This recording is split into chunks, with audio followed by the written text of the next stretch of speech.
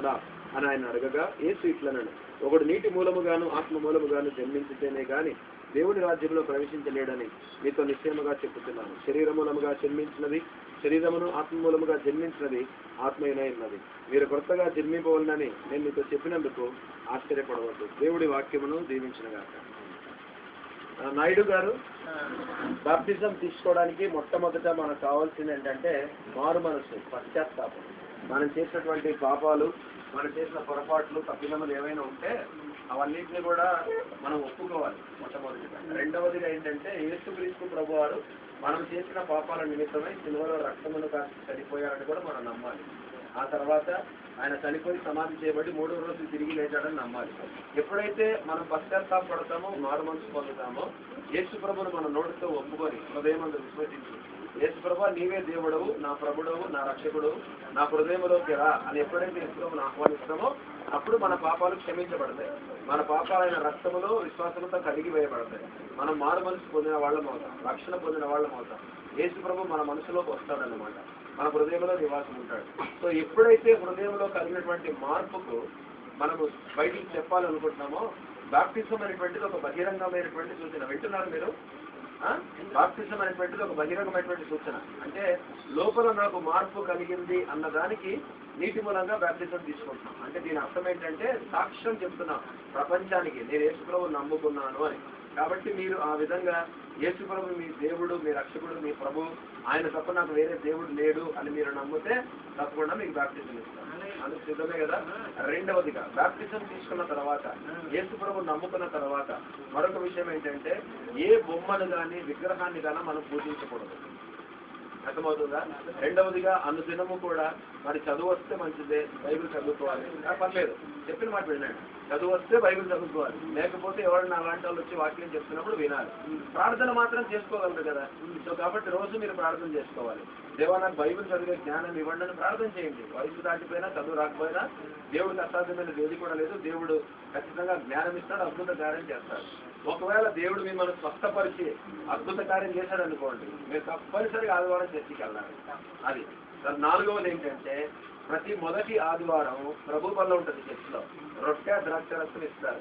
ప్రస్తుతం మీరు వెళ్ళలేకపోయినా పాస్టర్ గారి బాధ్యత మీ దగ్గరికి తీసుకొని రావటం, లేదా సంఘ పెద్దలను మీ దగ్గరికి పంపించడం, ద్రాక్షరసం తర్వాత రొట్టెతో, అది తన బాధ్యత.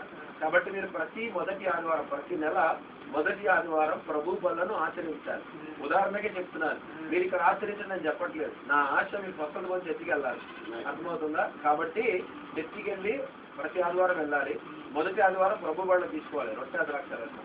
వెళ్ళలేని పక్షానైతే మీ పాస్టర్ గారు కానీ సంఘ పెద్దలు కానీ ఎవరైనా వచ్చి మీకు రొట్టె ద్రాక్షరసం ఇస్తారు. రొట్టె ఏంటి? యేసు ప్రభు యొక్క శరీరానికి సాదృశ్యం. మన పాపాల నిమిత్తమై ఆయన శరీరము గాయపరచబడింది. ఇప్పుడు మీకున్న రోగం నిమిత్తమై యేసు ప్రభు దెబ్బలు పొందాడు. మీరు నమ్మితే స్వస్థత వస్తుందన్నమాట. రెండోదిగా ద్రాక్షరసం దేనికి అంటే ఆయన రక్తాన్ని జ్ఞాపకం చేసుకుంటాం. మన పాపాలు కడిగి వేయటానికి ఆయన రక్తం కార్చబడింది.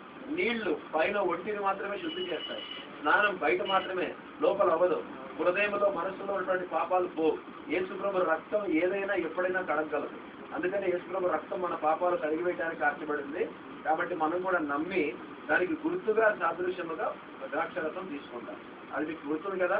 సో నా చిన్న మనవేంటంటే ఎట్టి పరిస్థితుల్లో మళ్ళీ విగ్రహాల జోలికి కానీ, పూజలు కానీ, పునస్కారాలు కానీ, నోములు కానీ, ఏ అర్చనలు కానీ ఏమీ చేయించకూడదు. యేసుప్రభు నిజమైన దేవుడు నమ్మినప్పుడు ఖచ్చితంగా ఆయన మాత్రమే దేవుడు, మనకు దేవుడు లేడు. సరేనా? చిన్న మాట ప్రార్థన చేద్దాం.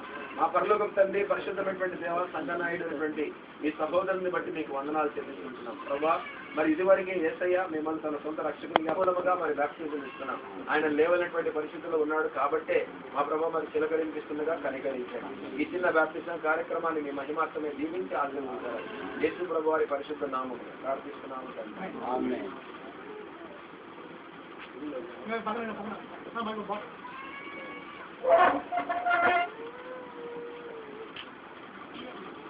సంగనాయుడు గారు, యేసు ప్రభుని మీ సొంత రక్షకుడిగా ప్రభువుగా అంగీకరిస్తున్నారా? Very good. జీవితాంతం ఆయనే వెంబడించి సేవిస్తారా? యేసు ప్రభుని మీ సొంత రక్షకుడిగా ప్రభువుగా అంగీకరించినందుకు, జీవితాంతం ఆయనే వెంబడించి సేవిస్తారని వాగ్దానం చేసినందుకు తండ్రి, కుమార, పరిశుద్ధాత్మ నామమున నేను మీకు బాప్తిస్మం ఇస్తున్నాను.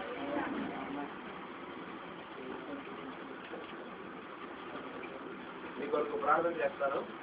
మా పరలోకపు తండ్రి, జీవము గల దేవా, ఈ మధ్యాహ్న కాల సమయమైన సంగనాయుడు అనేటువంటి యొక్క విశ్వాసాన్ని బట్టి మీకు స్తోత్రాలు, వందనాలు. కొన్ని సంవత్సరాల కిందట మా పరలోకపు తండ్రి, ఏసే నిజమైన దేవుడు, నా ప్రభువు, నా రక్షకుడు అని ఆయన నమ్మి ఉంటున్నాడు. ప్రభా, ఆయనకు మీరు ఇచ్చిన రక్షణ అనుభవమును బట్టి, రక్షణ ఆనందాన్ని బట్టి ప్రభా మీకు స్తుతులు స్తోత్రాలు చెల్లిస్తున్నాం. యేసయ్యా, మీ యొక్క రక్తము ద్వారా మాకు పాప క్షమాపణ కలిగింది, మీ మరణం ద్వారా మాకు రక్షణ కలిగింది, మీకు వందనాలు. ప్రభా, మరి అయితే మా పరిచయంలో మా తండ్రి ఆల్రెడీ రక్షింపబడినటువంటి ఈ వ్యక్తికి బాప్టిజం ఇవ్వడానికి మీరు ఇచ్చిన గొప్ప కృపను బట్టి స్తోత్రాలు, వందనాలు. ప్రభా, ఇతడు బాప్టిజం తీసుకున్నాడు తండ్రి, మీకు వందనాలు. ఈ సమయంలో రెండు విషయాలు నేను ప్రార్థిస్తున్నాను. ఒకటి, మా ప్రభా మీ చిత్తమైతే ఇప్పుడే యేసు ప్రభు నామమున ఇతని మీరు ముట్టండి తండ్రి, పరిపూర్ణమైనటువంటి ఆరోగ్యమును దయచేయండి, అద్భుత కార్యములు జరిగించండి తండ్రి, కుమార పరిశుద్ధాత్మ నామమున దీవులను మా ప్రభా మీరు గుడగలైనటువంటి పరిస్థితి కాబట్టి చిలకరికి బాప్టిజం ఇచ్చి ఉంటున్నాం. ఏది ఏమైనా బాప్టిజం ముఖ్యము కాదు కానీ మీరు కాల్చిన రక్తం ముఖ్యం. అమూల్యమైన యేసు ప్రభు యొక్క రక్తాన్ని సంగనాయుడి మీద ప్రోక్షిస్తున్నాం. రక్తమే అమూల్యమైనటువంటి రక్తముతో మాకు అద్భుత కార్యం జరిగించాడు. యేసయ్య, మా ప్రార్థన వింటున్నారు. సింహాసనంపై మీరు ఆశీనులై ఉన్నారు. మా స్థిరము వస్తున్నాం. మీ కృపా సింహాసనం ఎదుటికి వస్తుంటున్నాం. దయచేసి నన్ను లేపండి. మా ప్రభావించిన చర్చికి వెళ్ళాలి. మా స్వయంగా మా తండ్రి మరి ప్రభా రొట్టె ద్రాక్ష రసం తీసుకోవడానికి మీకు కృప చూపించాడు.